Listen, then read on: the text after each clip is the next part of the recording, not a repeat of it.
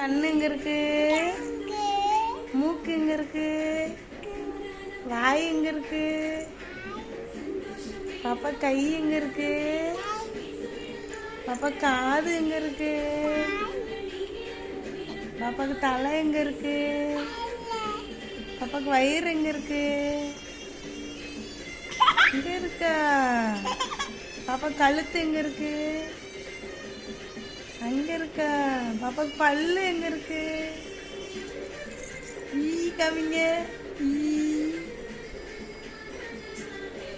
பாப்பாக்கு நாக்கு எங்க இருக்கு? அது என்னதுமா? பாப்பாக்கு அது என்னது?